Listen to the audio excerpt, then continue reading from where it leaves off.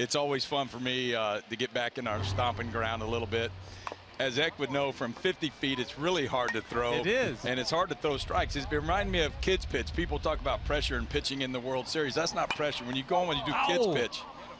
Yeah. Came back at you? Oh, yeah. There a couple guys came up the middle. You're trying to hit their bat is what you're trying to do. Exactly. But kids pitch, there's a lot of pressure in kids pitch. You know, you got the moms yelling at you and stuff to throw strikes, you know. So, but we had a great time. The group was a mixture of grown-ups and kids.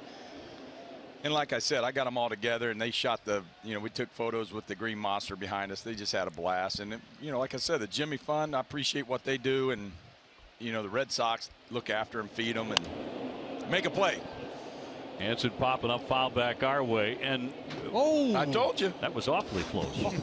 I told you it's right here. You know this ballpark rather well. This is awfully nice of you to do this every year. And you take your own time and at your own expense, and you're coming in and you're dedicating for the Jimmy Fund and your foundation. It's wonderful to do this every year. The bidding is open. We have the numbers on the screen. Raised a lot of money every time you've been able to do this. But thanks so much for doing it. I appreciate you guys talking about it, because it is a while back. I knew all the stuff that the Jimmy Fund had done and the telethon. People just call in, so put another wrinkle in it. Come out and take batting practice. I mean, you don't get to do that in a place like this with the history here, and the ground crew sets it up nice for us, and the Red Sox, they just fix us up. But let's be honest. I mean, the thrill is you're facing Roger Clemens on this mound at Fenway Park. I mean, that's the lure. And if you can grab, 8 or 9 of your best friends and come out and do this, it's a thrill of a lifetime. It's unbelievable, and I love it too. I mean, I get out there, and like X said, you got to try and hit people's bats, but I haven't taken a practice swing, so I can kind of see where they're at. But they love it, man. You ought to see it when they hit one good. Popped up, Brock Holt out to center field. There's a Texan at work to put that one away. But you've been doing this Jimmy Fund thing for a long time, since back brother. In the 80s, right? I mean, yeah. Really. So I'll tell the story while you're here. When the Red Sox called me up when I was just signed, I think we won the AA World Series in the Eastern League. I was packed up going home. They said, no, we're going to bring you up to Fenway to run around.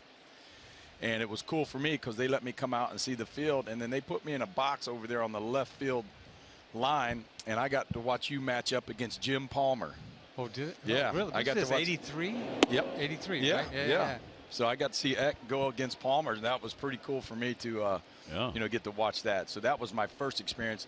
That was the same time when the guy brought me up and put me out here on the side street. And I wasn't paying attention, and I looked out. I told the story a few times. I wasn't paying attention, and the guy stopped, said, here you go, kid, get out. And I look out the window, and it's a brick building. It looked like a warehouse. I go, hey, cabbie, I'm a professional athlete. I'm going to Fenway Park. It's a baseball stadium. He goes, this is it, kid, get out.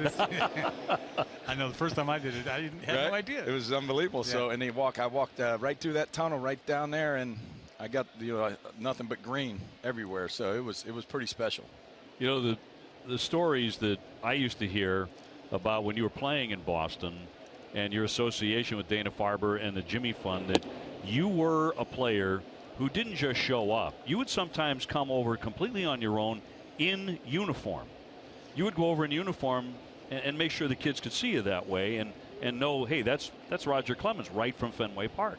Yeah, it was a blast. What happened was, and that one story was there was a family that we were supposed to go see, and I was running behind, so I just went ahead, and instead of coming to the stadium, I went over to the hospital, and I was in my street clothes, and the little girl, she wasn't putting it together. She wasn't having anything to do with it, and I could tell. So I said, okay. I actually got escorted back by the Boston police. They took us back. I put my uniform on and went back and surprised her. That's a beautiful story. Down low and the swing and a miss, and to complete that, Anderson is out. Let me tell you, he can confirm it. Even when I was a rookie with the Red Sox, the Red Sox let it be known with the players that, hey, Jimmy Fund is this is our group, and we'd love for you guys to get involved. And that's how it started. Like in Winter Haven, Florida, I remember doing stuff for them, and it just caught on. So you see it. Deb and I have a children's wing named after us at home at Memorial Hermann, and we love it. A lot of people from here come down that way to get medical treatment, and it's very special to us. We've had our foundation since 1992, where I help children's charities. I do something usually in every city that I performed in, and yeah, so we love it. I mean, a lot of the athletes do it. I mean, this one gets publicized a little more, and we love doing it. And Ground ball to shortstop, and Nunez will bobble that, so that'll be an error. Hit right at him by Saladino, and that'll send up Abreu with a runner at first base as we chat with the Rocket.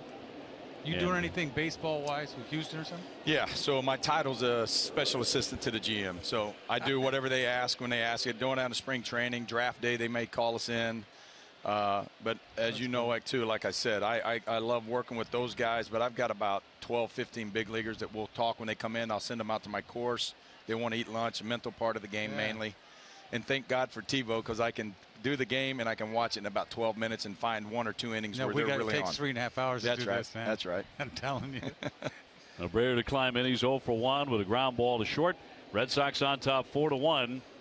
The Rocket joining us here tonight at Fenway.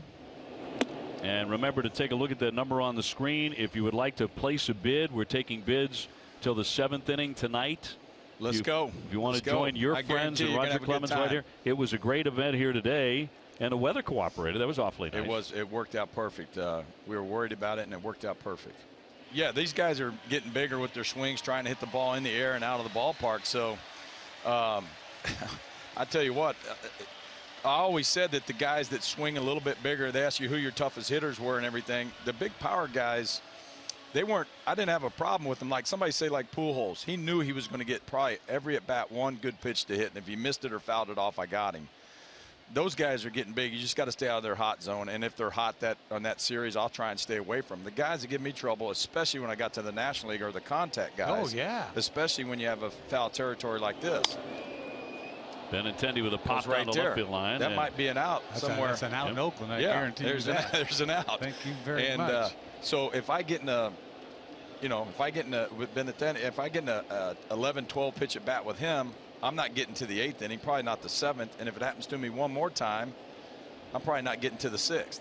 And they're going to pinch, in the National League, they're going to pinch hit for me. So I want to throw a 2-seamer.